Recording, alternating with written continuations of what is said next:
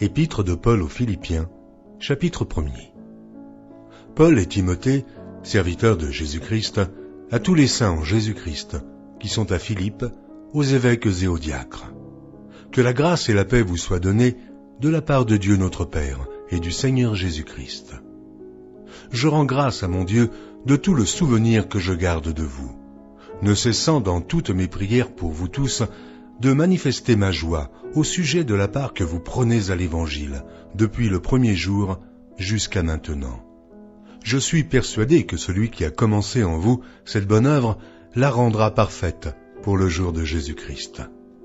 Il est juste que je pense ainsi de vous tous, parce que je vous porte dans mon cœur, soit dans mes liens, soit dans la défense et la confirmation de l'Évangile, vous qui tous participez à la même grâce que moi. Car Dieu m'est témoin que je vous chéris tous avec la tendresse de Jésus-Christ. Et ce que je demande dans mes prières, c'est que votre amour augmente de plus en plus en connaissance et en pleine intelligence, pour le discernement des choses les meilleures, afin que vous soyez purs et irréprochables pour le jour de Christ, remplis du fruit de justice qui est par Jésus-Christ à la gloire et à la louange de Dieu.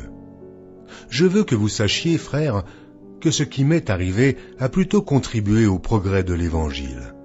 En effet, dans tout le prétoire et partout ailleurs, nul n'ignore que c'est pour Christ que je suis dans les liens. Et la plupart des frères dans le Seigneur, encouragés par mes liens, ont plus d'assurance pour annoncer sans crainte la parole.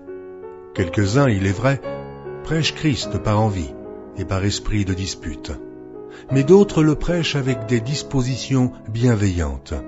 Ceux-ci agissent par amour, sachant que je suis établi pour la défense de l'Évangile, tandis que ceux-là, animés d'un esprit de dispute, annoncent Christ par des motifs qui ne sont pas purs, et avec la pensée de me susciter quelques tribulations dans mes liens. Qu'importe, de toute manière, que ce soit pour l'apparence, que ce soit sincèrement, Christ n'est pas moins annoncé. Je m'en réjouis, et je m'en réjouirai encore.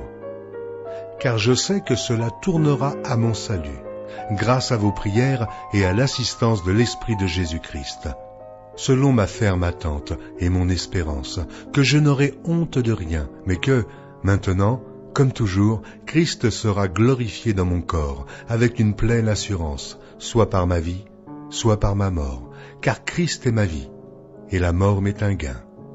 Mais s'il est utile pour mon œuvre que je vive dans la chair, je ne saurais dire ce que je dois préférer. Je suis pressé des deux côtés. J'ai le désir de m'en aller et d'être avec Christ, ce qui de beaucoup est le meilleur, mais à cause de vous, il est plus nécessaire que je demeure dans la chair. Et je suis persuadé, je sais, que je demeurerai et que je resterai avec vous tous, pour votre avancement et pour votre joie dans la foi, afin que, par mon retour auprès de vous, vous ayez en moi un abondant sujet de vous glorifier en Jésus-Christ. Seulement, conduisez-vous d'une manière digne de l'Évangile de Christ, afin que, soit que je vienne vous voir, soit que je reste absent, j'entende dire de vous que vous demeurez ferme dans un même esprit, combattant d'une même âme par la foi de l'Évangile, sans vous laisser aucunement effrayer par les adversaires, ce qui est pour eux une preuve de perdition, mais pour vous, de salut. Et cela de la part de Dieu, car il vous a été fait la grâce, par rapport à Christ, non seulement de croire en lui, mais encore de souffrir pour lui, en soutenant le même combat que vous m'avez vu soutenir, et que vous apprenez maintenant que je soutiens. Épître de Paul aux Philippiens, chapitre 2.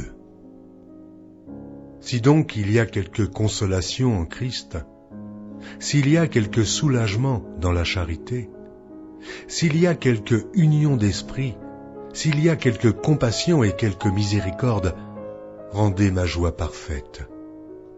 Ayant un même sentiment, un même amour, une même âme, une même pensée.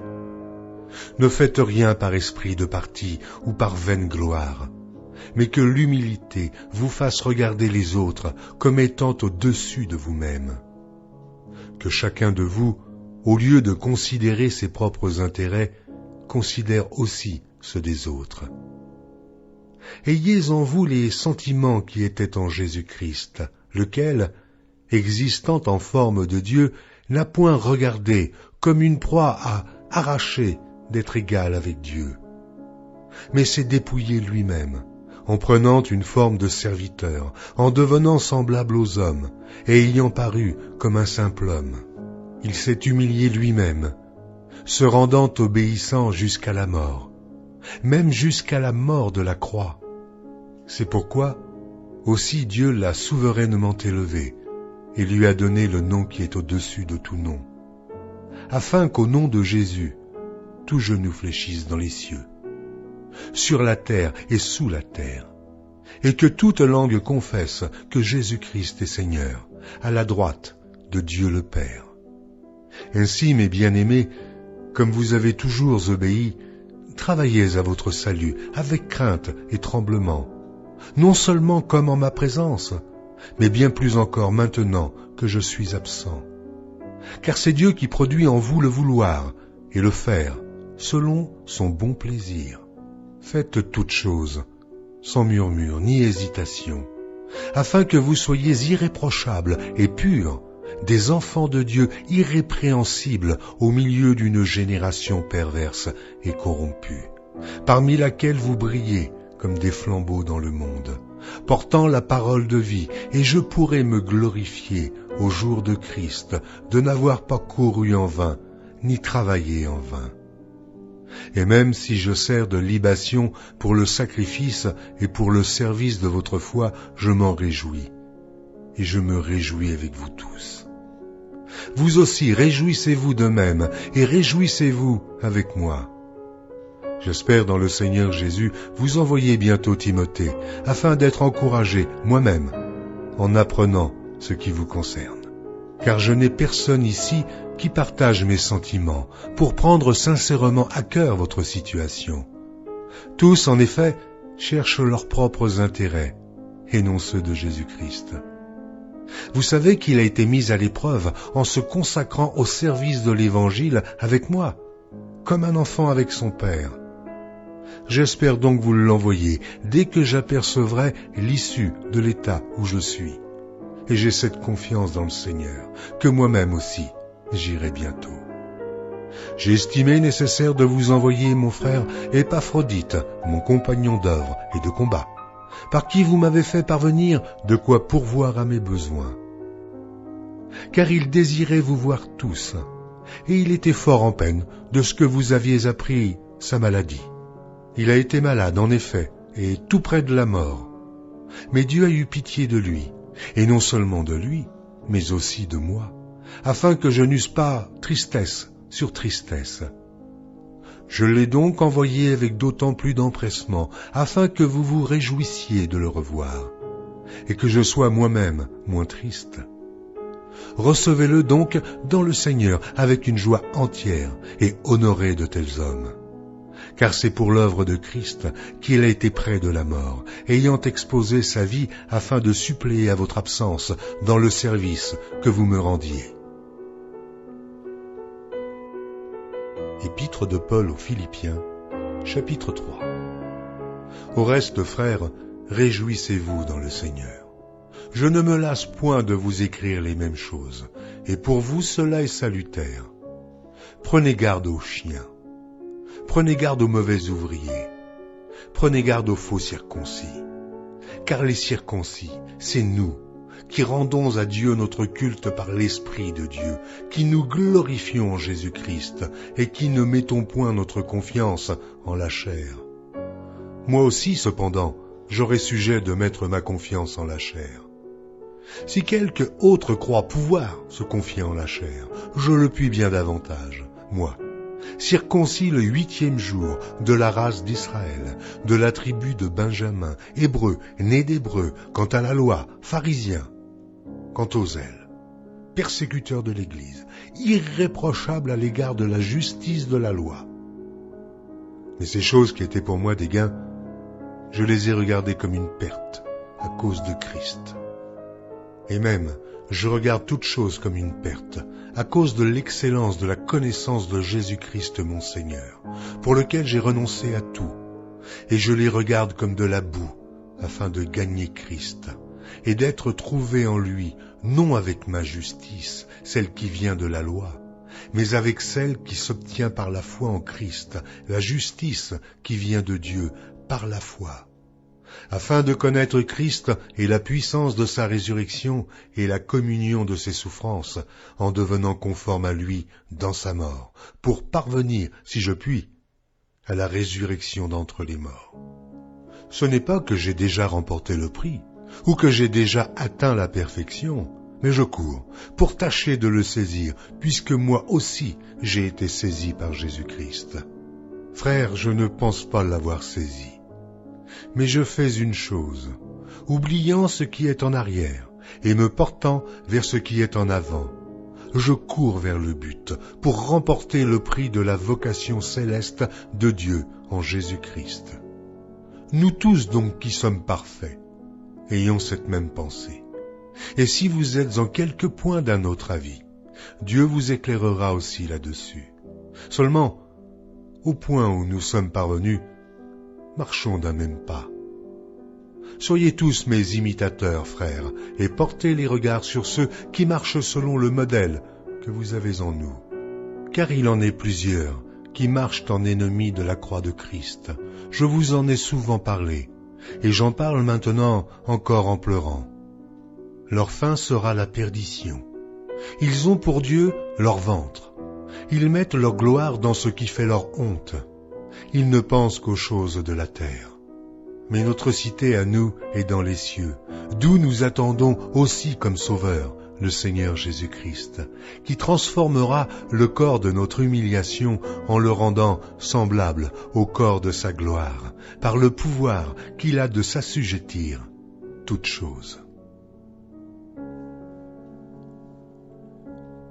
Épître de Paul aux Philippiens, chapitre 4. C'est pourquoi, mes bien-aimés et très chers frères, qui êtes ma joie et ma couronne, demeurez ainsi fermes dans le Seigneur, mes bien-aimés. J'exhorte Évodie et j'exhorte Syntyche à être d'un même sentiment dans le Seigneur. Et toi aussi, fidèle collègue, oui, je te prie de les aider, elles qui ont combattu pour l'Évangile avec moi et avec Clément et mes autres compagnons d'œuvre, dont les noms sont dans le livre de vie. Réjouissez-vous toujours dans le Seigneur, je le répète, réjouissez-vous. Que votre douceur soit connue de tous les hommes. Le Seigneur est proche. Ne vous inquiétez de rien, mais en toute chose, faites connaître vos besoins à Dieu par des prières et des supplications avec des actions de grâce. Et la paix de Dieu qui surpasse toute intelligence gardera vos cœurs et vos pensées en Jésus-Christ. Au reste, frères, que tout ce qui est vrai, tout ce qui est honorable, tout ce qui est juste, tout ce qui est pur, tout ce qui est aimable, tout ce qui mérite l'approbation, ce qui est vertueux et digne de louange, soit l'objet de vos pensées. Ce que vous avez appris, reçu et entendu de moi, et ce que vous avez vu en moi, pratiquez-le, et le Dieu de paix sera avec vous. J'ai éprouvé une grande joie dans le Seigneur, de ce que vous avez pu enfin renouveler l'expression de vos sentiments pour moi. Vous y pensiez bien, mais l'occasion vous manquait. Ce n'est pas en vue de mes besoins que je dis cela, car j'ai appris à être content de l'état où je me trouve. Je sais vivre dans l'humiliation, et je sais vivre dans l'abondance. En tout et partout, j'ai appris à être rassasié et à avoir faim, à être dans l'abondance et à être dans la disette.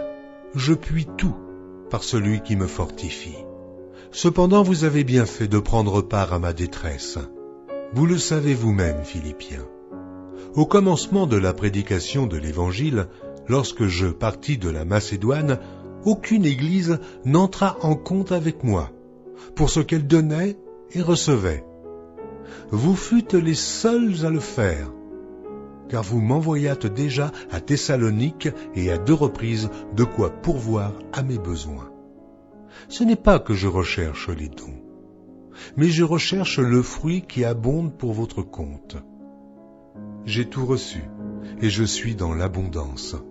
J'ai été comblé de bien en recevant par Épaphrodite ce qui vient de vous, comme un parfum de bonne odeur, un sacrifice que Dieu accepte et qui lui est agréable. Et mon Dieu pourvoira à tous vos besoins selon sa richesse, avec gloire en Jésus-Christ. À notre Dieu et Père soit la gloire au siècle des siècles. Amen. Saluez tous les saints en Jésus-Christ. Les frères qui sont avec moi vous saluent. Tous les saints vous saluent, et principalement ceux de la maison de César. Que la grâce du Seigneur Jésus-Christ soit avec votre esprit.